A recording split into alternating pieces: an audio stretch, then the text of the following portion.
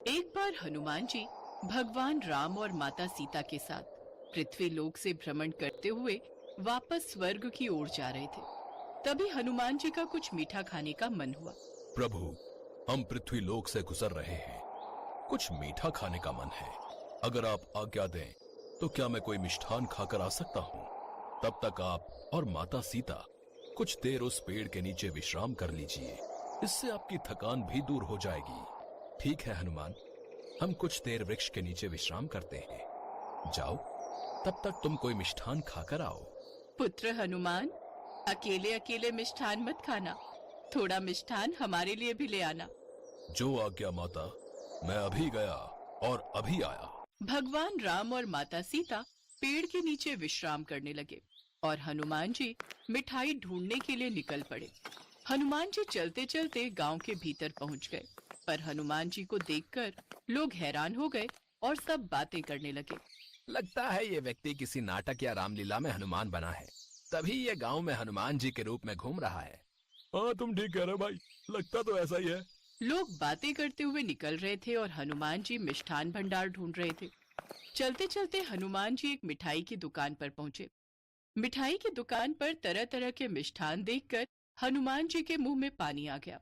भैया, वो जलेबी देना, देखने में बहुत ही स्वादिष्ट लग रही है। कितनी देनी है? लाओ पैसे दो। पर मेरे पास तो पैसे नहीं हैं। पैसे नहीं है तो जलेबी भी नहीं मिलेगी भैया, बिना पैसों के कुछ नहीं मिलेगा। अच्छा अच्छा भाई, कोई बात नहीं, खुश रहो। हनुमान जी उस मिठाई वाले की दुकान से थोड़ा और आगे बढ़े। वो और भी दुकानों पर गए, पर वहां भी उन्हें बिना पैसों के किसी ने भी मिठाई नहीं दी। हनुमान जी निराश हो गए।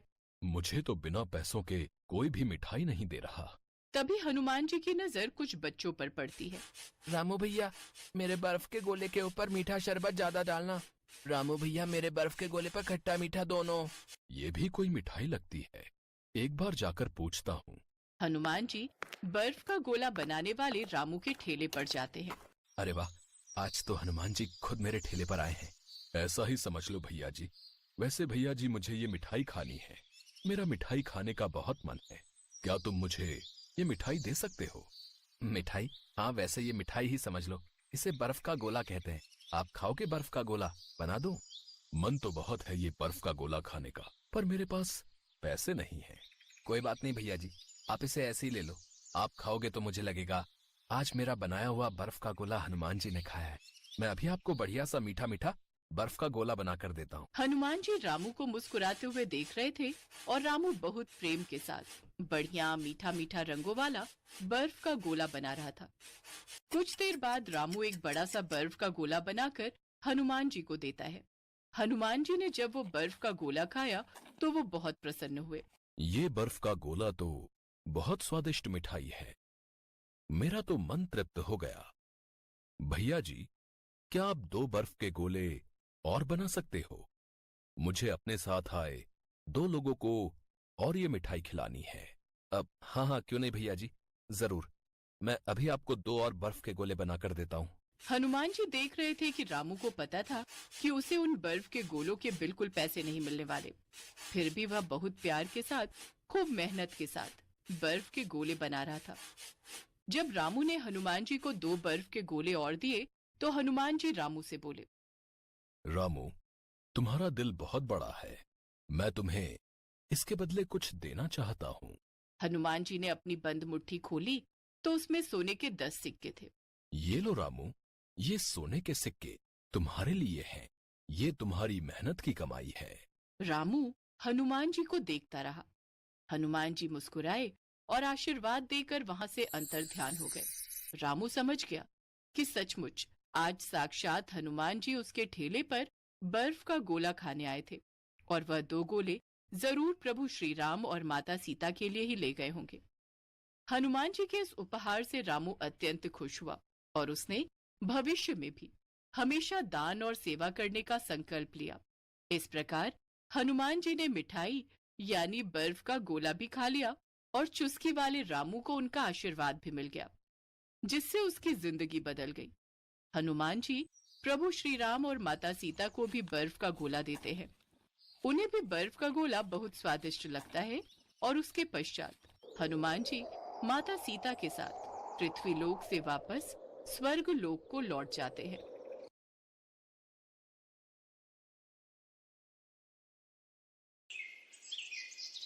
जय बजरंग बली, आपकी सदा ही जय हो। हनुमान जी, आप सदैव अपना आशीर्वाद मेरे सर पर बनाए रखना। आपका नाम लेकर ही मैं अपना पानी पूरी का ठेला शुरू करता हूँ। आप मुझ पर अपनी कृपा यूं ही बनाए रखना। आओ आओ, बढ़िया ताजी स्वादिष्ट चटपटी पानी पूरी खाओ। ऐसी पानी पूरी आज तक नहीं खाई होगी। 10 रुपए में 20 पानी पूरी, सस्ती और खस्ता भी। आओ आओ। पानी पूरी का ठेला, लच्छू पानी पूरी वाला। मेरे ठेले के सामने एक नया ठेला लग गया। भोला पिछले कई सालों से पानीपुरी का ठेला चला रहा था। वो हनुमान जी का परम भक्त था और रोजाना हनुमान मंदिर में दर्शन करते हुए वो अपना ठेला लेकर काम पर जाता था। भोला ने अपने ठेले पर भी हनुमान जी की एक फोटो लगा रखी थी, जिस पर वो रोजाना पानीपुरी शुरू करने से पहले हनुमान जी को पानीपुरी का भोग लगाता था। भोला को ऐसा करते देख सामने नया ठेला लगाने वाला लच्छू जोर जोर से हंसने लगता है। ऐसा तो भाई पहली बार देखा है, हैं? हनुमान जी पानी पूरी खाते हैं। कैसे बेवकूफ लोग हैं जो भगवान को पानी पूरी खिलाते हैं।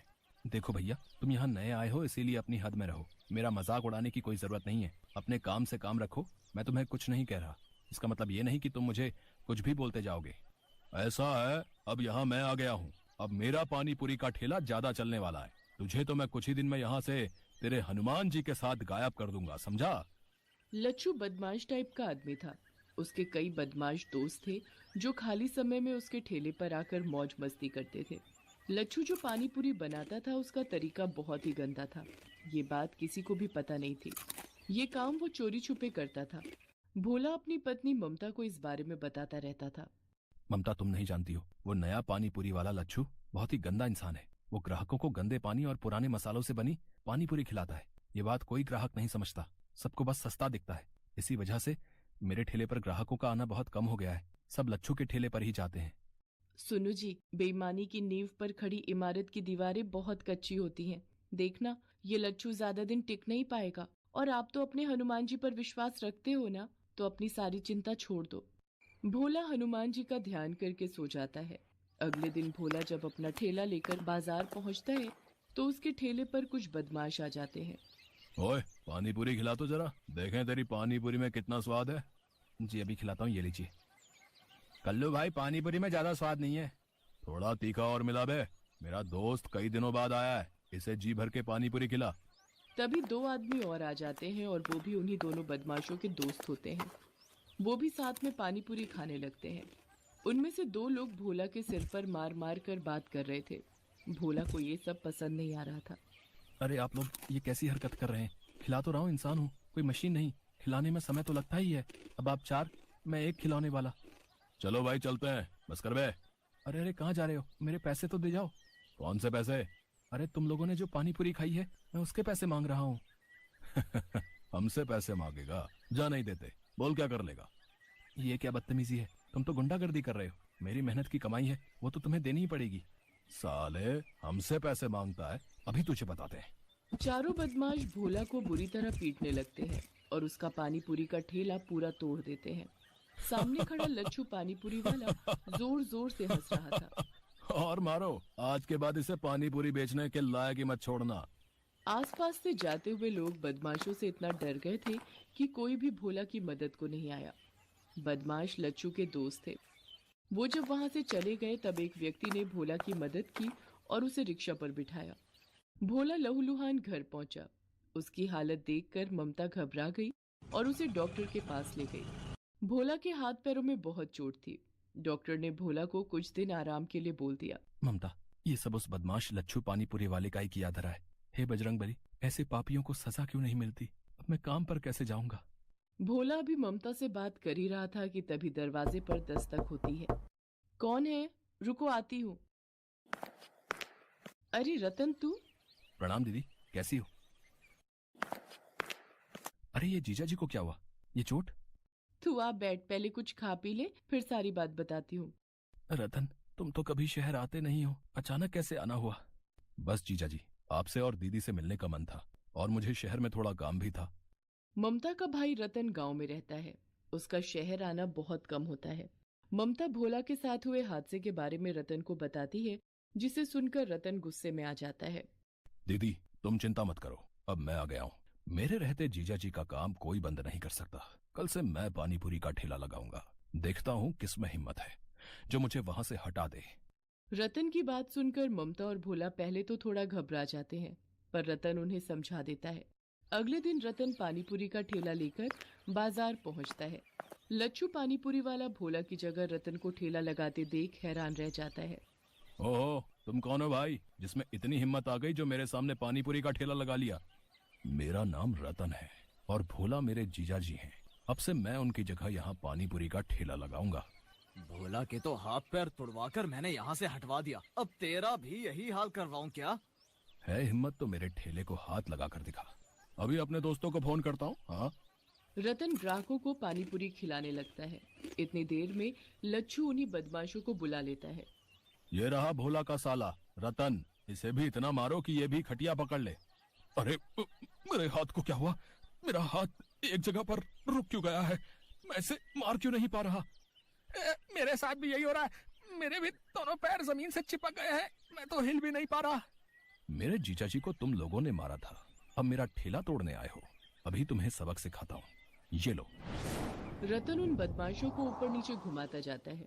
वो उन्हें कभी आसमान में उड़ा देता है, कभी जमीन पर पटक देता है। रतन वास्तव में कोई और नहीं बल्कि हनुमान जी थे, जो भोला की सहायता के लिए धरती पर आए थे।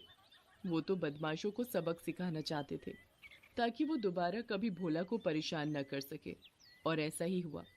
बदमाश डर कर वहां से भाग गए। रतन गुस्से में लच्छू के ठेले पर जाता है। उसे देखकर लच्छू घबरा जाता है और माफी मांगता है। मुझे माफ कर दो रतन, मुझसे गलती हो गई। मैं आज के बाद कभी भी भोला को परेशान नहीं करूंगा। मेरा ठेला मत तोड़ना। मेरे घर में मेरी बीवी और बच्चे हैं, मैं इसी रोजगार के सहारे अपना घर चलाता हूँ। घबराओ नहीं, मैं तुम्हारे साथ ऐसा सलूक नहीं करूंगा जैसा तुमने किया। मैं तो बस तुम्हें समझाने आया हूँ। हमेशा याद रखना, दूसरों से ईर्ष्या करके कुछ नहीं मिलता, अपना ही नुकसान होता है। इसलिए अपने काम में मन लगाओ, दूसरों को मत देखो, वरना पापियों को दंड देते भगवान को देर नहीं लगती। उस दिन के बाद लच्छू ने अपने काम में ध्यान लगाना शुरू कर दिया।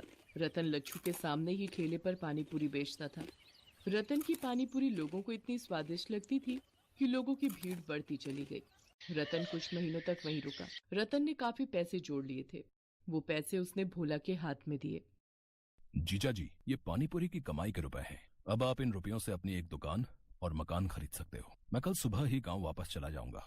आपकी तबीयत में भी अब सुधार है और मेरा काम भी यहाँ पूरा हो चुका है। रतन, तुमने सचमुच मेरी बहुत मदद की है, मानो हनुमान जी ने तुम्हें मेरी सहायता के लिए भेज दिया हो। भोला की बातों को सुनकर रतन मुस्कुरा देता है। इतनी देर में ममता को एक फोन आता है। हेलो दीदी, कैसी हो? पता चला जीजा जी का एक्सीडेंट हो गया था। मैं कल सुबह माँ के साथ उन्हें देखने आ रहा हूँ। ठीक है, मैंने सोचा मैं तुम्हें बता दूं। अगर फोन पर रतन है तो सुनो जी, ये कौन है? ममता को घबराता देख हनुमान जी अपने असली रूप में आ जाते हैं। उन्हें सामने खड़ा देख भोला और ममता दोनों की आंखों में आंसू आ जाते हैं। प्रभु, आप मेरी मदद को आए। आपकी महिमा अपरंपार है प्रभु।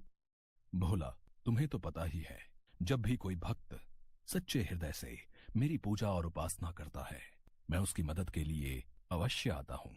तुम मेरे सच्चे भक्त हो। हमेशा ऐसे ही ईमानदारी और मेहनत से काम करते रहना। मेरा आशीर्वाद सदैव तुम्हारे साथ है। इतना कहकर हनुमान जी अंतर ध्यान हो गए। भोला ने उन